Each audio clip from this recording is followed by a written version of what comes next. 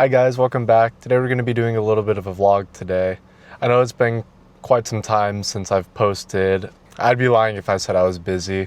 I'm going to be honest, I'm not really too good with the social media thing yet, so I'm still trying to figure things out. Since I last spoke, I think that was in March? Yeah, like beginning of March. A lot of things have changed. We went through a full cycle now, which is strange. We got Journey Together fully passed, and we actually just had the release date for Destined Rivals.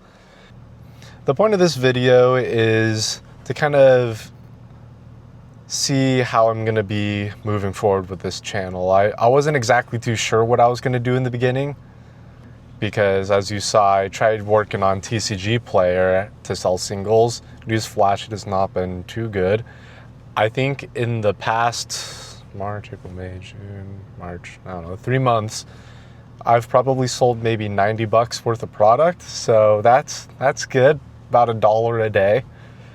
And it is a lot more work than I was expecting. So, you know, I do have to give props to the people out there who do it full time. Unfortunately for you guys, I actually didn't vlog it, but I attended my first card show as a vendor about a week ago, and it went a lot better than I expected.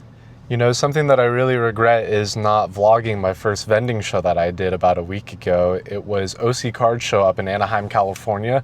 It was probably the best outcome I could have had for a card show. It went beautifully, and I had a really, really good time. I met some really good people, and everyone was just nice overall.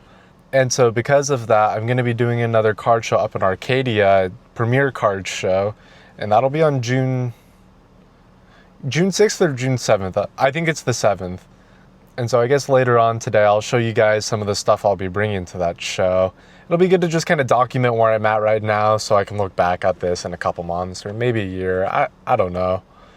But I want to use this channel to kind of document my entire journey, and it's been really dumb. I haven't been documenting anything. With that being said, I actually went to one of my local game stores today, and I picked up a booster box of Destined Rivals. I already have 2 of them right now, so I'm not entirely too sure if I want to rip the 3rd one. And to be honest, I don't really know the etiquette yet on bringing new sets to card shows. I don't know if people will think I'm an asshole or they'll think I'm a scalper. Who knows? But I'll bring it to the show, maybe do trades only for it. Definitely sell below market because I got a pretty good deal on it. And hopefully I can get some more slabs or some singles to add. One of my main issues with the last vending show I went to was the lack of inventory I had.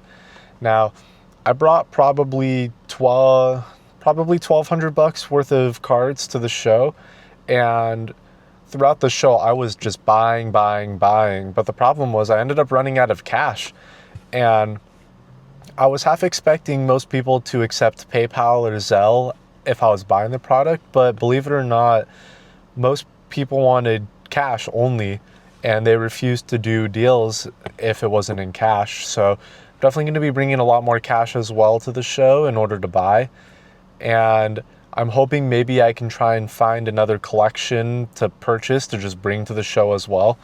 I still don't think I have a lot to bring. If I had to guess, I'm probably bringing maybe 30 to 40 cards, and they're valued at maybe $2,000 total. So it does seem like a lot initially from an outsider's point of view, but after just doing one show, that is not nearly enough. I think for these local card shows that I'm going to, I think a more substantial amount would probably be in the $4,000 to $5,000 range. But I also don't want to pour a lot of money into this, so I'm really hoping that I can kind of snowball this into something bigger. And so I'm really excited to see what happens in the future. Like most people in this hobby, I'm only doing this part-time right now. I have school, and I also have another job that I work as well. So it'll be interesting to see how I can kind of juggle all of this into my schedule. I will say overall, I was very nervous going into the card show. However, it was one of those things where once I got there and I introduced myself to the people nearby, everything kind of mellowed out. I had a really, really fun time negotiating with people, and I would love to kind of document that and show you guys how I approach things. And I'm kind of going into this pretty blind because I just started into this hobby back in February. So that was only about 4 months ago. So I still don't really know what the proper etiquette is for trading cards, buying cards, and kind of the negotiating process. Because I also noticed when I was purchasing cards from people or they wanted to trade their inventory in to buy something from me, all of us were kind of using different metrics to determine the price of the cards. So personally, I was using TCG Player and I was going on the cheapest listings for that product. And so I would use that as a primary quote for the person. But then for slabs, I noticed that eBay was a lot more accurate for the last sold items. It was interesting to kind of debate with people because some people were using an app called Collector. Some people were using price charting, I believe. That was a popular one, but I noticed that they skew a lot of their prices on things. So I would like to talk to other vendors to kind of see their point of view on how they price items. One of the main things I noticed was a lot of the vendors were actually pricing their items above market. And so that's part of it too. I don't know if that's a normal thing for vendors to do, or maybe that was just a one-off situation for me.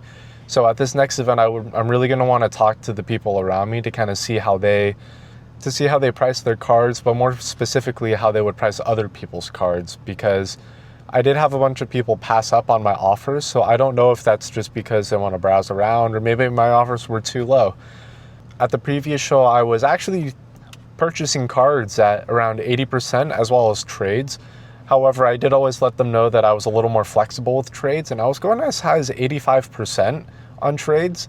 And so I don't think that's a pretty common thing. So I'm hoping that's something that can differentiate myself from some of the other vendors out there, and hopefully I can get some pretty nice cards. Again, one of my main issues was I really didn't bring enough cash on me, and so there were tons of cards that people were bringing that I would have loved to purchase.